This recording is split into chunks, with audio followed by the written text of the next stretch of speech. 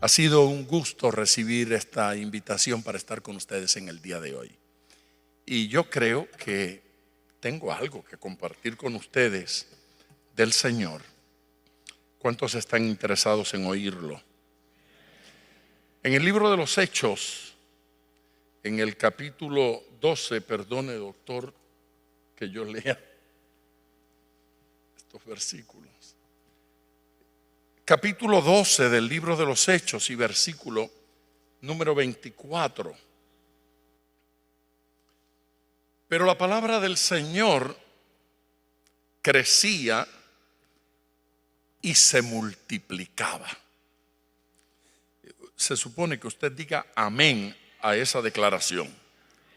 Pero la palabra del Señor crecía y se multiplicaba. Hace unos años fui invitado para predicar en una convención como esta, en un lugar que no les voy a mencionar porque lo que voy a decir es negativo.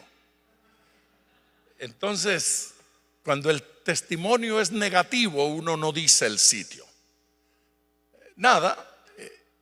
Llegué a ese lugar para predicar y me fue a recibir un misionero que era el padre de la obra de esta organización en ese país.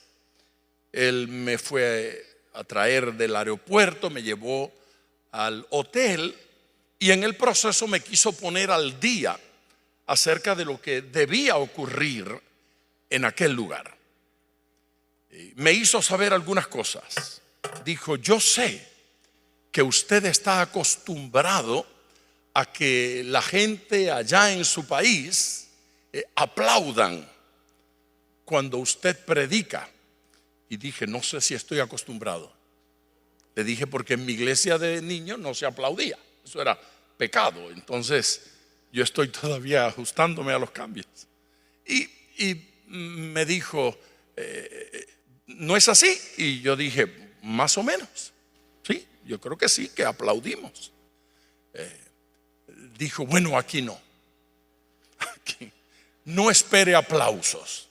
Y yo dije: está bien conmigo, no problema ninguno. Le dije: hermano, por mí se pueden dormir si les da la gana. Claro, no, eso no es así como que un insulto, no malinterpreten lo que estoy diciendo, porque lo que quiero decir es que hay gente a la que Dios le habla en sueños, ¿eh? Entonces, si se duermen, yo voy a entender que Dios le está hablando seguramente y voy a decir: Padre, seguramente lo que tú le tienes que decir es mejor que lo que yo estoy diciendo, así que déjenlo que duerma. Esto es en serio. Digo, en serio que ocurrió así. Y me dijo él: no hemos sembrado, no han nacido, no hemos plantado muchas iglesias en los últimos años. Y pues quiero decirle que no espere que en este evento se convierta gente. ¿Y por qué? Y me dijo: bueno, no se convierte mucha gente aquí. Aquí la gente es muy intelectual. Me sentí insultado. Y no es del corazón. Así es que no responden a esas emociones. No oramos mucho por los enfermos nosotros tampoco. Una oración así muy ligerita. No espere esas cosas entre nosotros. Yo le dije: pastor, yo realmente no espero nada, pero yo quiero ir a ver qué plan tiene Dios. Ya me di cuenta del plan que tienen ustedes. Y entonces comprendí por qué este versículo no les podía interesar mucho. Pero la palabra del Señor crecía y se multiplicaba. Yo estoy contándoles esto porque yo tenía ese versículo para hablar aquella noche. Y ese señor me madrugó. acabó conmigo. Le di un tiro directo a mi fe, a mis argumentos.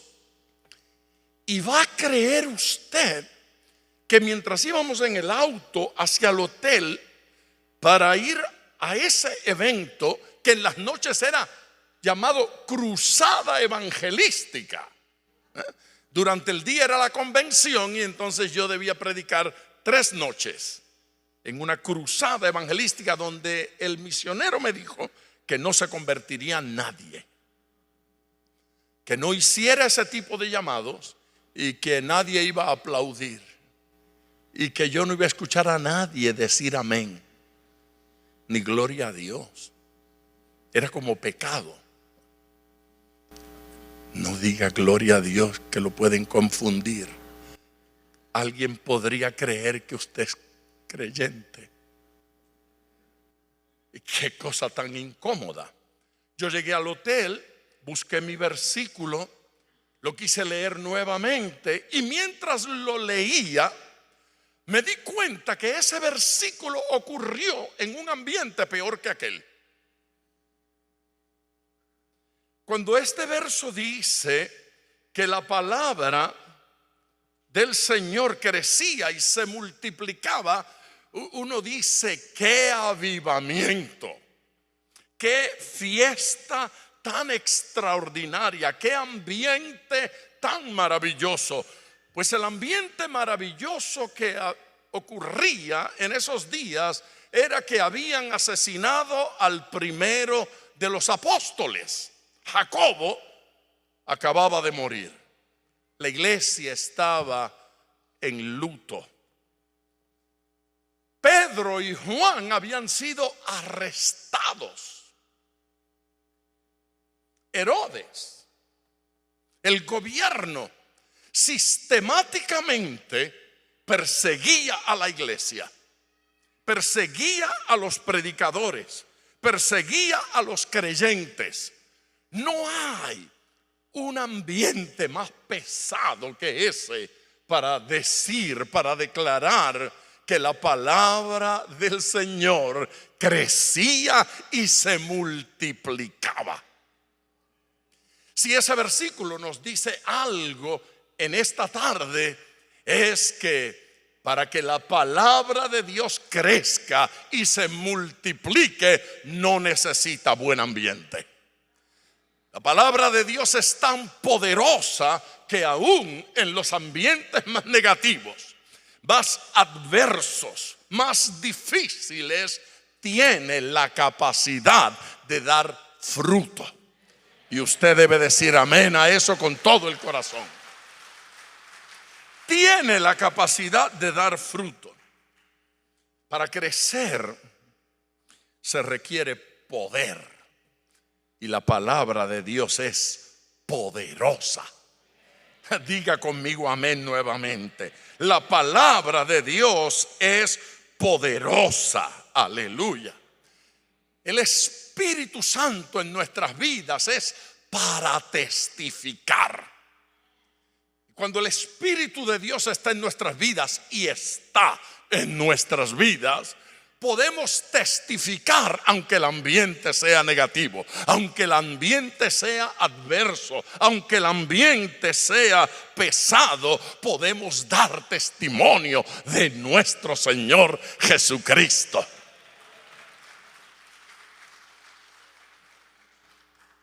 Hace unos años yo estaba celebrando una cruzada evangelística en Puebla, México, y el pastor organizador del evento me advirtió que había cierta hostilidad. Un líder religioso salió en su auto con parlantes y volantes haciendo acusaciones contra mi persona. Decía que yo era un brujo, un prestidigitador, un engañador, una persona que hipnotizaba a la gente, y me llenó el lugar. La gente no tenía interés de escuchar a un pastor.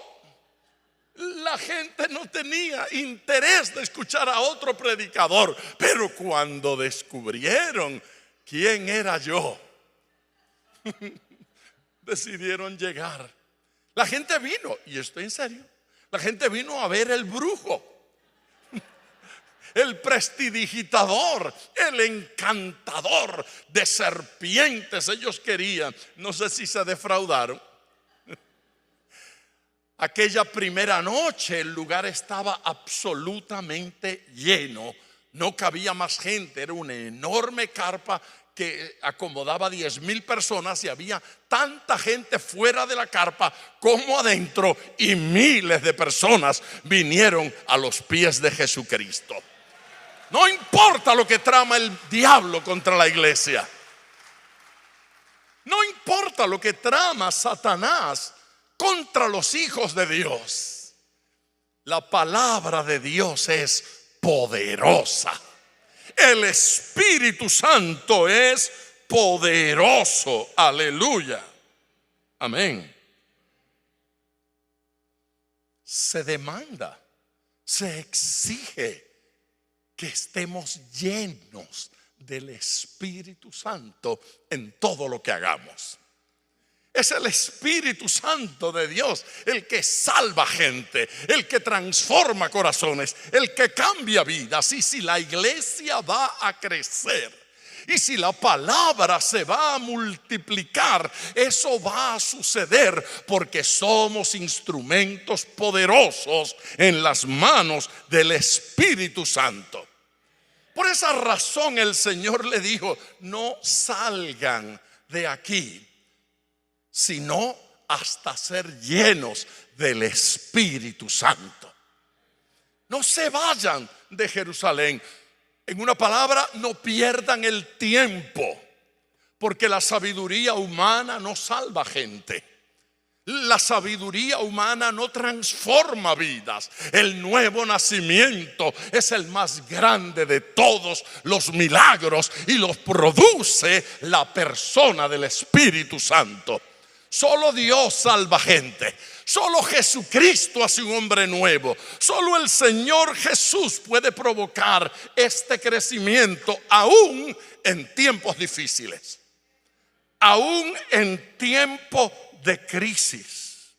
Para crecer necesitamos hombres fieles.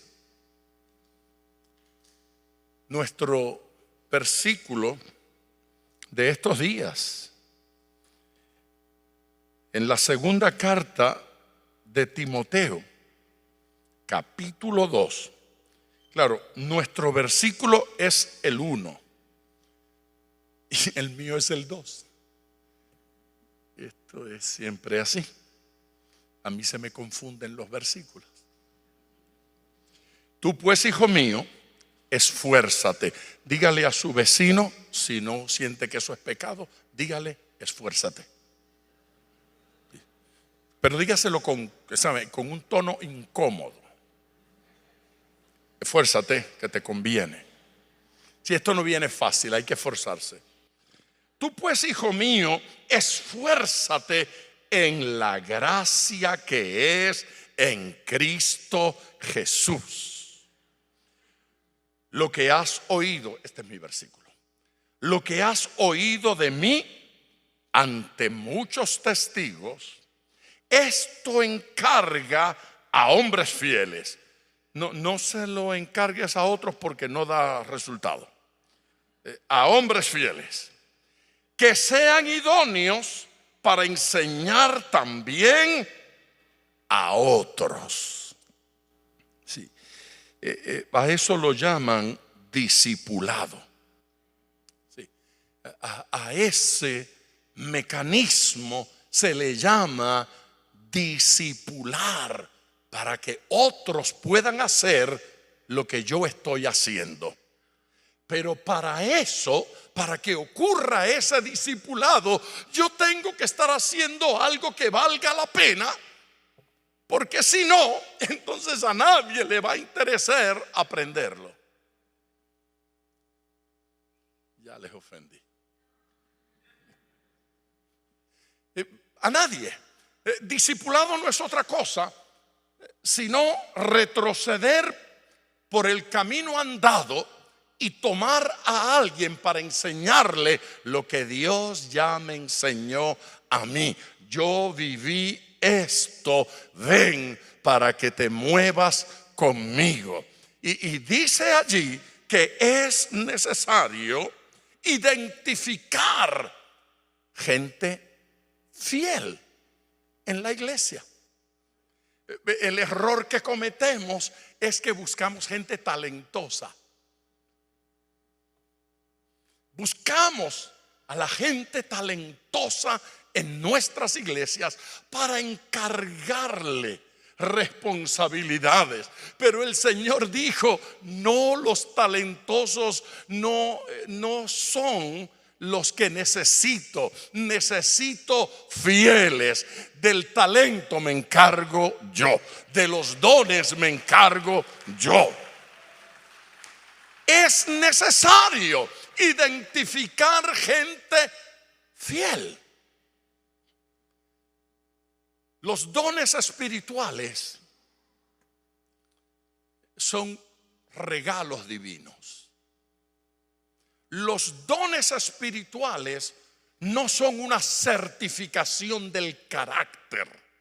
Cuando creemos que el don es una certificación del carácter, decidimos que dirija el culto una persona cualquiera porque tiene buena voz. Y que predique una persona cualquiera porque tiene buena oratoria. Eso sucede porque hemos llegado a creer que los dones son una certificación del carácter, pero no lo son.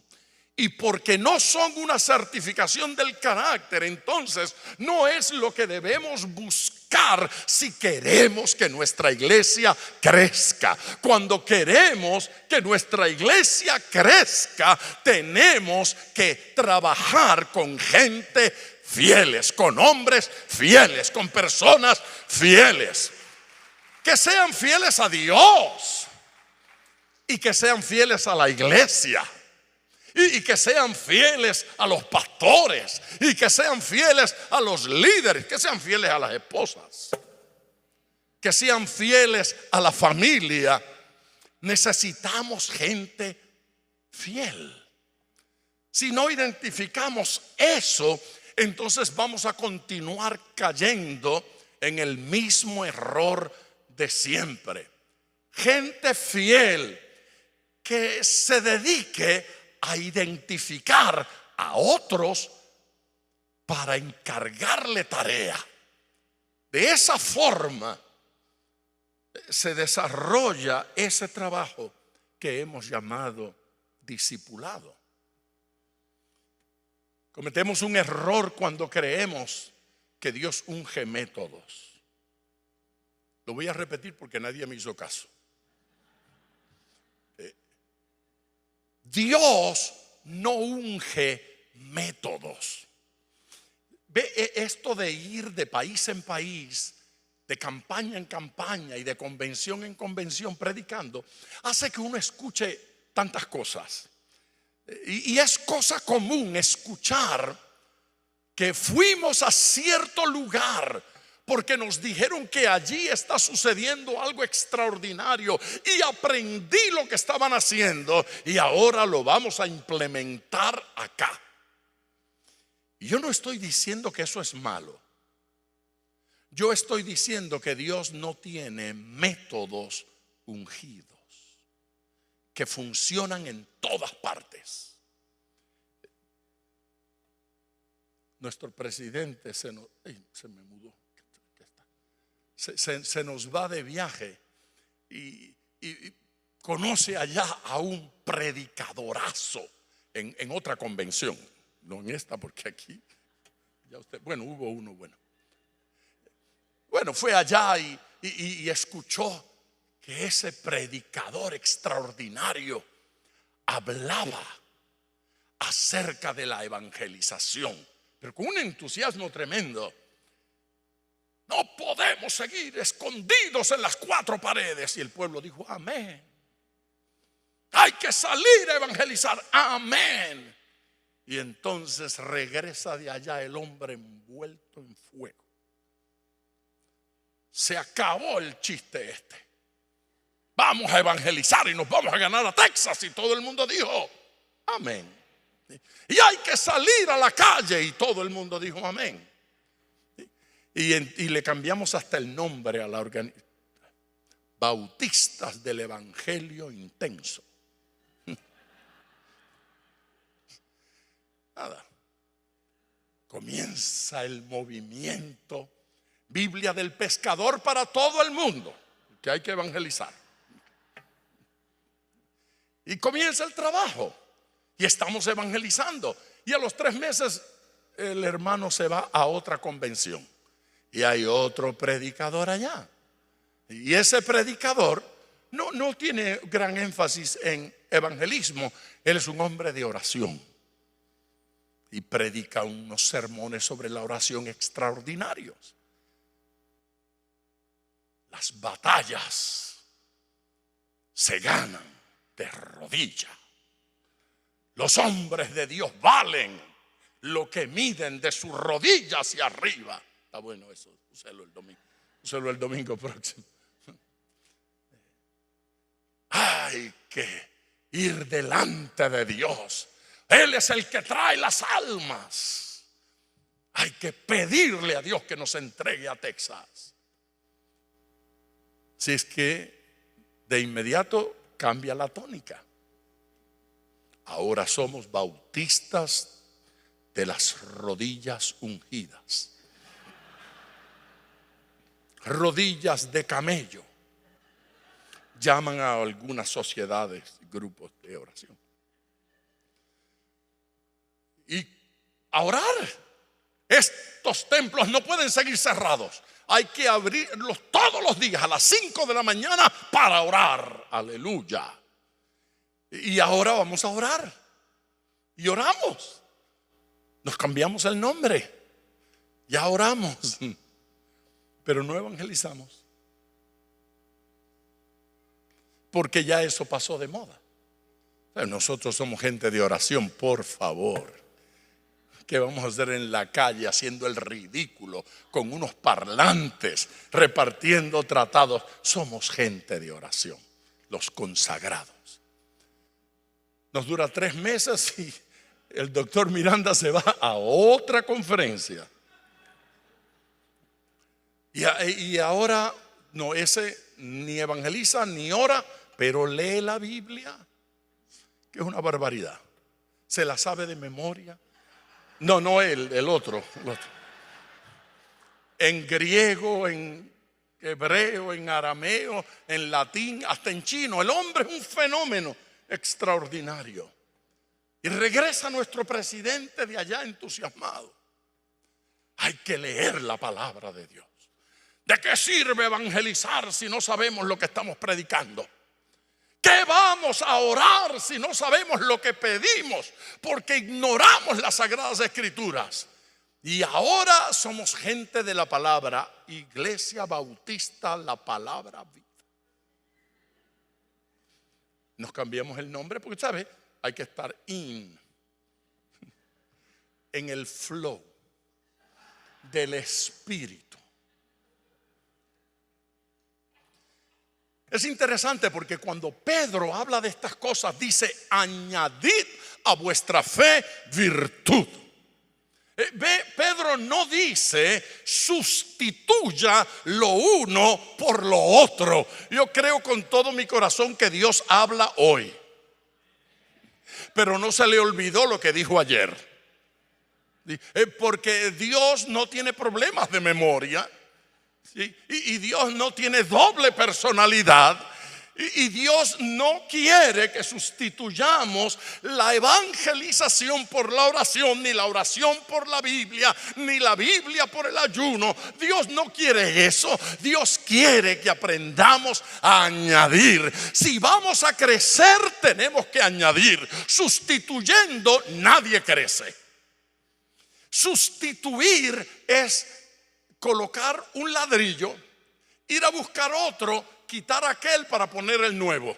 Y mientras usted haga eso, la pared no crecerá. No se crece sustituyendo, no se crece abandonando lo que Dios nos dio ayer para recibir lo que Dios tiene para nosotros hoy. El plan de Dios para nuestras vidas es crecimiento, y eso cuando todo va bien, y eso cuando hay problemas. En tiempo de pandemia la iglesia tiene que crecer. La familia tiene que crecer. Por eso el doctor Miranda tuvo su hija, porque hay que crecer. La familia tiene que crecer.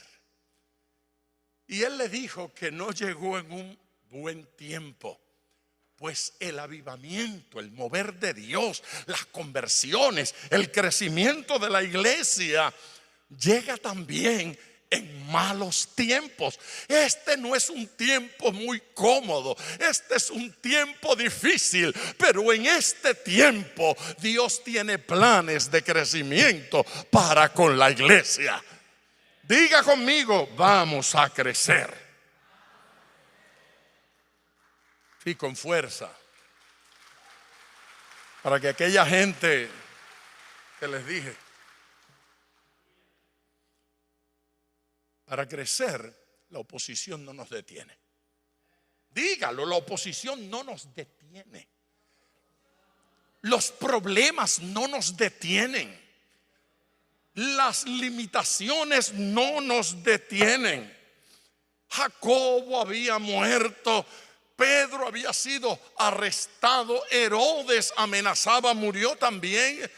Todo era incomodidad, pero la iglesia seguía creciendo, porque crecemos por la gracia divina. Crecemos por el poder de Dios. Aleluya. Dios no unge métodos. No hay métodos que funcionen en todas partes. Ahí leía de una iglesia enorme en Chicago. Ellos alegan tener la escuela dominical más grande del país. 100 y no sé cuántos autobuses salen cada domingo a recoger niños para traerlos. Y si usted le pregunta a ese pastor cuál es la clave del crecimiento, él le va a decir la escuela dominical.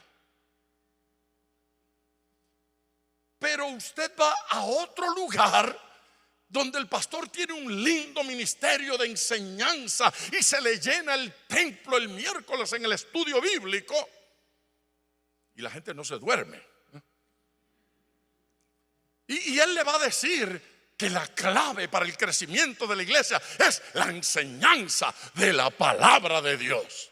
Y otro va a decir que son las células, y otros van a decir que es la evangelización en las calles. Y todos tienen la razón, porque Dios no unge métodos. Dios unge hombres y mujeres que se ponen en sus manos. Dios unge siervos y siervas. Dios unge gente. El plan de Dios para nosotros es ese: que su unción, que su gracia rebose y fluya a través nuestro. Para crecer debemos considerar algunas cosas. Por ejemplo, crecimiento numérico. O eso no es lo importante. Yo soy casi pastor. Mi hijo pastorea una pequeña congregación en la ciudad de Miami, y cuando yo estoy allí ellos me llaman pastor. Gente muy buena, gente noble, y me dejan predicar y todo el domingo si estoy, pero casi nunca estoy. Entonces cuando llego es una cosa así como la novedad. Y vienen a escuchar historias raras, se divierten. Un jovencito me dijo hace unos meses: ay, pastor, usted es tan divertido. Se suponía que yo me gozaba. No sé si me gocé. No importa dónde yo ande predicando, gente quiere saber cuántos miembros tiene mi iglesia. Y a mí me da una vergüenza, porque yo sé que ellos quieren que sea muy numerosa, muy numerosa. Hermano, ¿y usted es pastor allá en Miami? Y yo digo, casi. Están a punto de darme sueldo.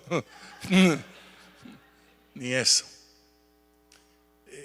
Y le explico, ¿verdad? Mi hijo, y yo ayudo, y yo trato lo mejor que puedo. Y es muy grande la iglesia. Yo tengo miedo de oír la pregunta. Y le digo, no.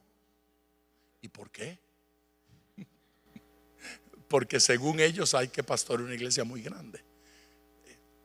Y yo me divierto cuando me hacen esa pregunta y le digo, ¿y usted qué prefiere? ¿Una iglesia grande o una iglesia pequeña? ¿Qué prefiere? ¿Una iglesia numerosa o una iglesia pequeñita? Y ellos se esmeran en explicarme.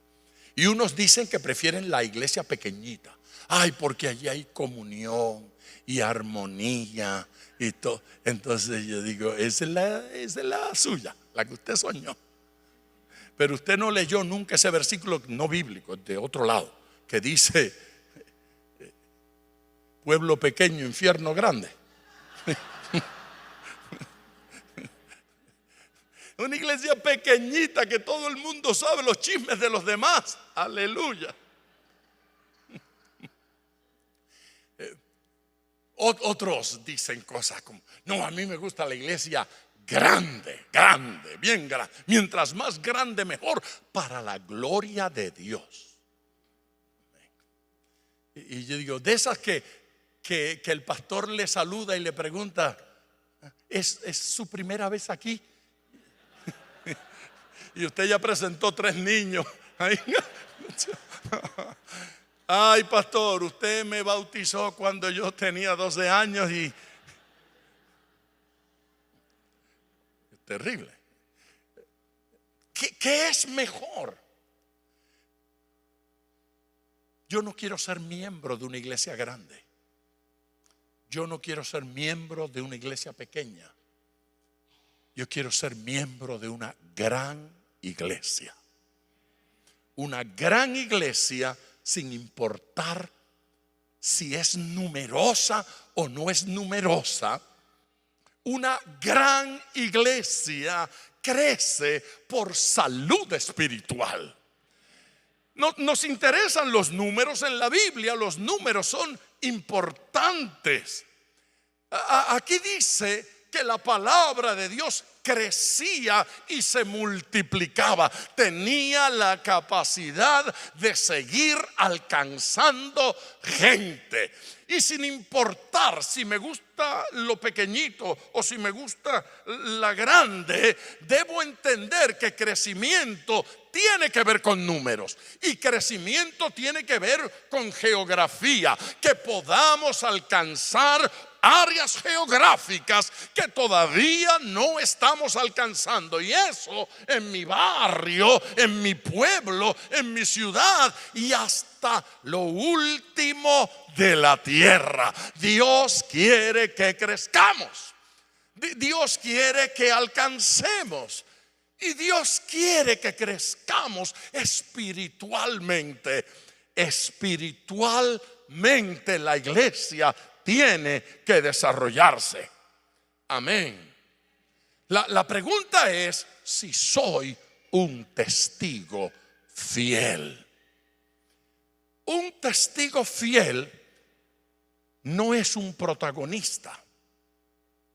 Un testigo no es el que hizo, es el que vio lo que sucedió, vio lo que ocurrió.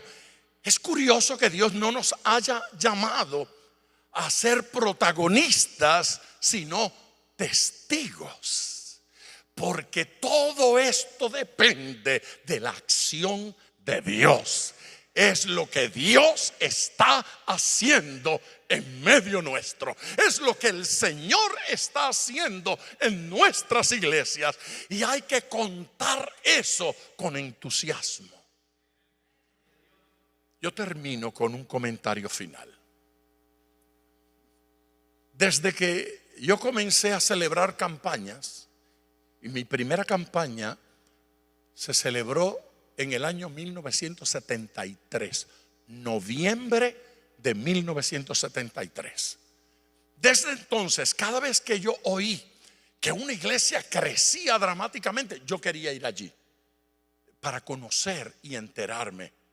Yo iba, y en algunos lugares decían que allá hay un avivamiento, y yo iba, y yo quería ver, yo quería enterarme y conocer personalmente, y fui a muchos lugares. Y entonces comparaba la gente que se convierte aquí con la gente que se convierte allá, y mi conclusión privada era: no hay gran diferencia. Yo escuchaba los sermones que predicaban acá, los del avivamiento, y allá los muertos. Entonces no había gran diferencia. Yo decía, predican casi lo mismo. Así es que yo iba allá, donde había gran entusiasmo y aparecían los escritos en las revistas. Iba al otro lugar que ni sabían que existía una iglesia allí, y oía y veía, y salía con la conclusión de que no hay gran diferencia. Pero en mi conversación con los unos y con los otros, descubrí alguna diferencia. En esos grupos que crecen, en esos grupos que se multiplican, descubrí que allí la gente apreciaba lo que estaba sucediendo. Lo apreciaban, lo valoraban. Yo conversaba con ellos y les decía, y todavía lo hago. Así que si le pregunto cosas, prepárese porque es intencional. Yo les preguntaba, oye, ¿y qué es lo que pasa aquí especial? Oh, aquí se convierte gente cada domingo. Y yo pensaba, y en mi iglesia también.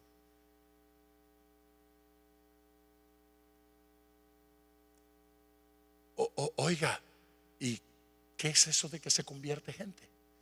No, bueno, el pastor hace un llamado y levantan la mano y vienen al altar. Y yo pensaba, ¿y en mi iglesia también? No, es una cosa maravillosa, hermano. A veces tenemos 15 y 20 personas en el altar el domingo. Y yo pensaba, ¿y en mi iglesia también?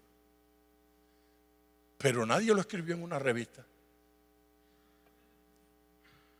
Los periodistas no llegaron, y a donde esto sí.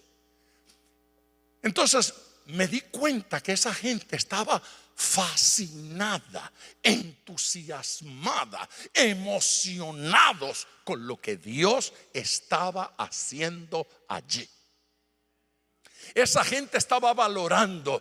Una persona levantaba la mano y había una fiesta extraordinaria, una fiesta maravillosa, porque se convirtió alguien, gloria a Dios.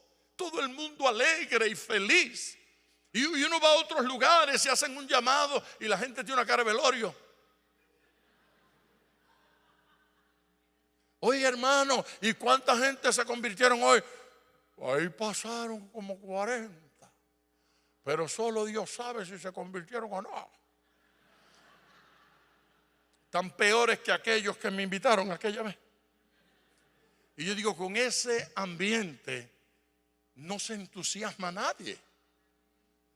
En algún momento nosotros tenemos que comenzar a actuar como que es verdad que el Dios Todopoderoso está en nuestros corazones, vive en nosotros y nos habla en cada reunión y se manifiesta. Y cuando alguien se convierte, ¿sabe las veces que un pastor entusiasta me ha preguntado? Oiga, ¿y cómo usted sabe que esos 1500 que pasaron al altar se convirtieron? Yo digo, no, yo no sé. Yo no tengo la menor idea de cuántos de esos 1500 de esta noche se convirtieron. Pero usted tampoco sabe de los 3 que se le convirtieron el domingo a usted, si se convirtieron o no. Pero ese no es mi trabajo. Mi trabajo no es definir eso.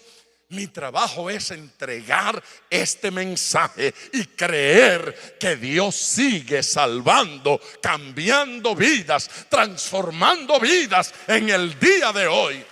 Dios no ha cesado en su esfuerzo.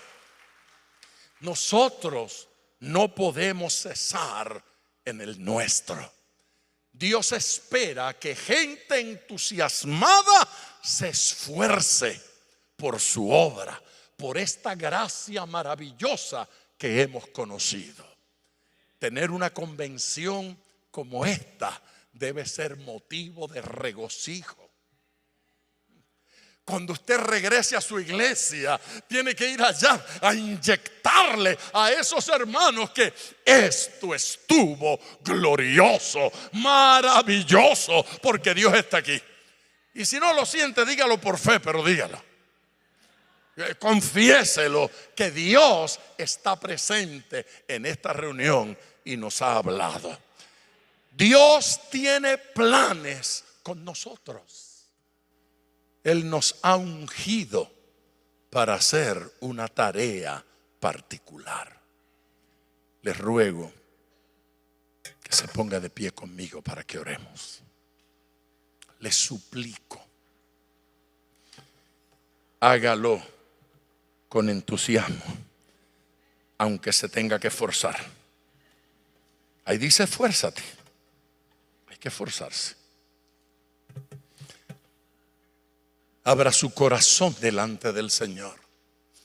Acérquese a Él en este momento. Acérquese a Él en este instante. Dígale a Jesús que usted quiere, que usted pretende, que usted desea ser usado por Él. Dígale que usted quiere ser instrumento para que su familia crea. Dígale a Dios que usted quiere ser instrumento para que sus vecinos crean. Que usted quiere ser el recurso divino para que mucha gente venga a los pies de Cristo, con o sin pandemia. Eso no tiene importancia. El Dios del cielo no reconoce límites. Señor eterno, gracias por este enorme privilegio, el de poder compartir en esta noche tu palabra, el de poder compartir en esta noche con estos siervos y siervas tuyas, con estos los que tú estás utilizando en Texas para bendecir, los que tú estás utilizando en Texas para cambiar a la sociedad. Señor, no tengo ningún temor al confesar que esta es la gente más importante en este estado y que esta es la gente que trae esperanza al pueblo. Tu bendición sea sobre ellos. Padre eterno, que crezcamos en aprecio por tu palabra, que crezcamos en aprecio por tu presencia, que crezcamos en aprecio por tu manifestación y que se nos vea ese amor y ese entusiasmo. En el nombre de Jesús. Amén. Gloria a Dios. Dios es bueno.